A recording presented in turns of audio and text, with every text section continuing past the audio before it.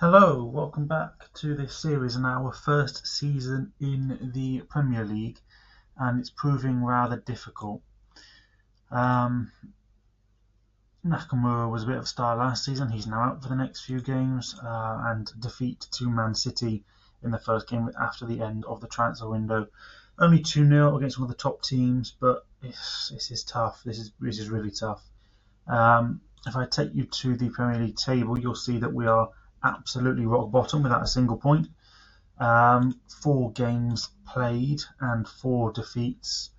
Good pre-season as usual, but then comfortable defeat to Palace, who came up with us. Then Forest at home was a game that we really should have targeted for some points.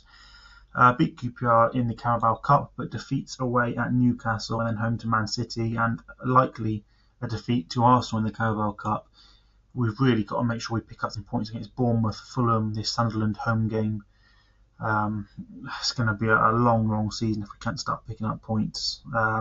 We've obviously got this month-long international break as well between the end of September and the middle of October, so we need to get some points on the board before that, really. We've been very busy in the transfer window, possibly too busy. A lot of incomings and outgoings, which means we haven't got a particularly well-gelled team. If I sort it by date for you, we'll do the outgoings first. 12 million raised. Lots of loans. Possibly we've got too big a squad. I'm certainly loaning a lot of players out. Harak Sakai was decent last year, but 31, no potential left, and an offer of 4.6 million was a little bit too good to turn down.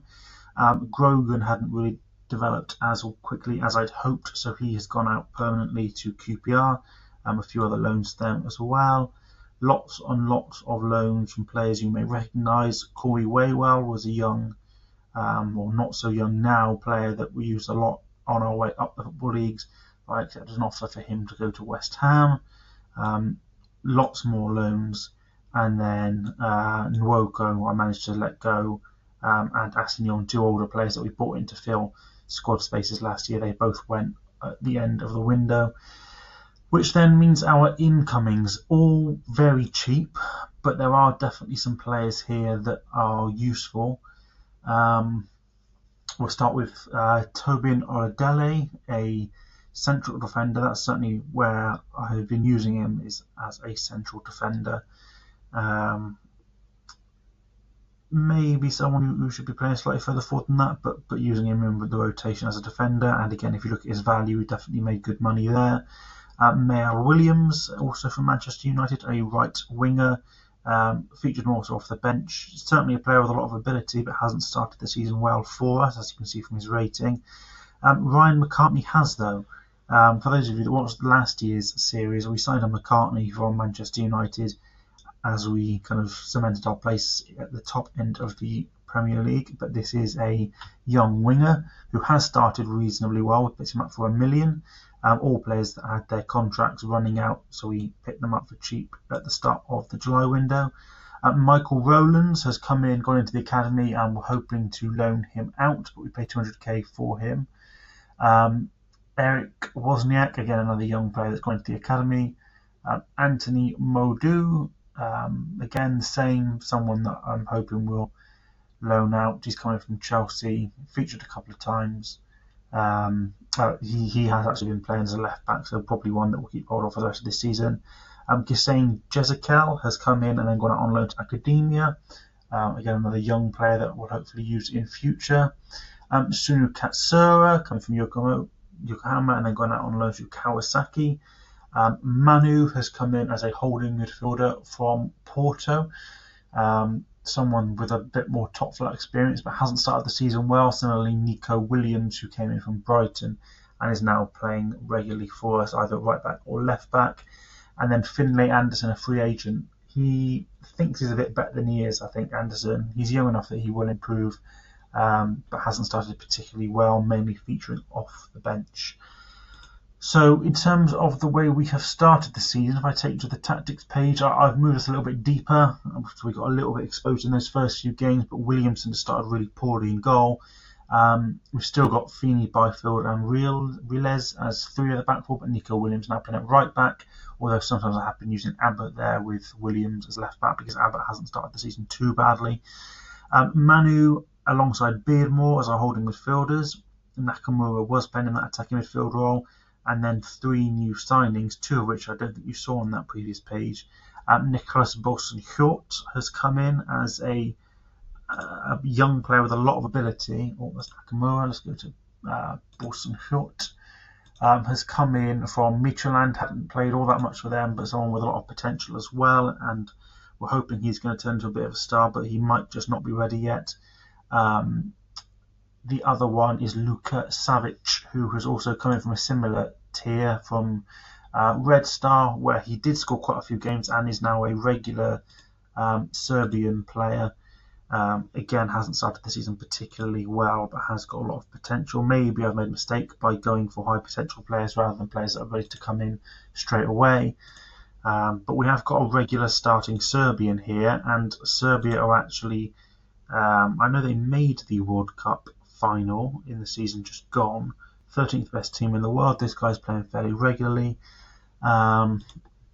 We did have a World Cup this summer. Let me see if I can find you how that final went. Spain won it, so Spain would have beaten Serbia in that final. Can I show you? Not easily, so we won't bother with that. But yes, it was a World Cup in, I think it was Malaysia and Singapore it took place, where Serbia finished as runners-up.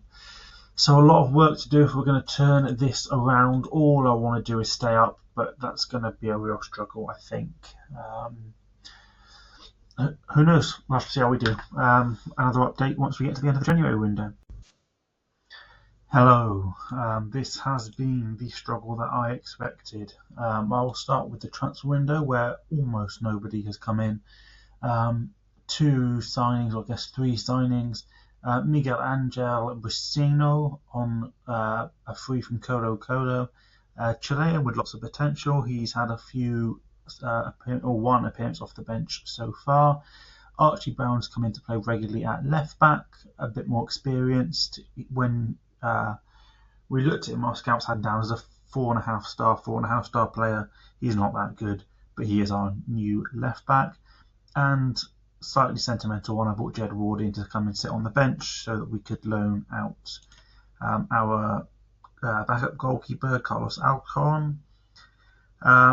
In terms of who's gone out, it's Ramirez went out permanently. I think they had an option to make that permanent, but someone who hadn't featured for quite a long time.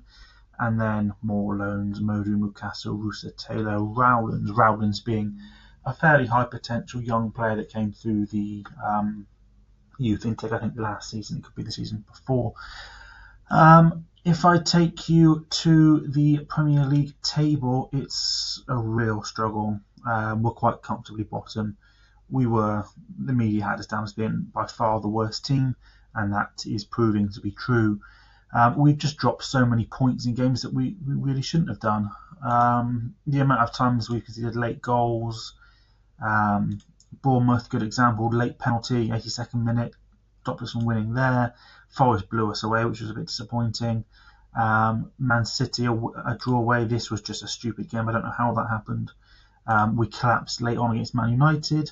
Oh no, that wasn't the late collapse. Where was the other late collapse? Late goal against Ipswich in a game we really needed to win. Should have won really at Southampton, but had Manu sent off at half time. Everton, 63rd minute, we conceded. Leeds, again, this was really a must-win game. This is a run, really. These four, we need 9. West Brom's the cup game. We've got to start winning games like Fulham at home. We've got to start winning games like Leeds at home, Southampton at home. If those aren't 3 wins, we're down, basically. So I would imagine the next update you're going to get from me is going to be preparation for the Championship next season, but we'll scrap. We'll see what we can do. I have created a tactic that's shown some slight success in recent games where we sit a lot deeper. It is this fluid counter-attack with 2 holding midfielders and with us a lot deeper. and it's allowed us to be competitive, but isn't really generating much better results. So we'll stick with it and see what we can do in the second half of the season. Hello and welcome back to a rather disappointing end to this season. Really, this was where it all changed. At the point where we were playing Sunderland on the 5th of May, there were still 2 games to go after that. Basically, whoever won that game was going to stay up. Whoever lost was probably gone. We lost, and then we lost the final 2 games. As it happened, Sunderland stayed up by a single point, and it was that draw on the final day. If we'd have needed a draw on the final day or a point in those final 2 games, maybe we'd have got them. But by that point, we knew we were already down, and we finished comfortably bottom of the Premier League. I've been threatened with my job, so this is a bit of an issue. I've managed to convince the board that we'll pick up, I think it was 7 points in the next 5 games, which in the Championship should be doable. And I've started a bit of a clear out. I think we had far too many players that didn't like big games. If I sort by average rating, Alfie Devine, who shouldn't have been in the team, shouldn't have been anywhere near the team, was comfortably our best player. Byfield I want to keep around. Devine actually is probably going to end up starting next season because Grosso wants to move on. So I think realistically we're looking at this. I'll show you the team as I've got it planned for next season. But far too many players that didn't like big games. Basically everyone that we signed, Oladele. In fact, if I sort it by status, I've made the choice to basically sell anyone who doesn't like big games.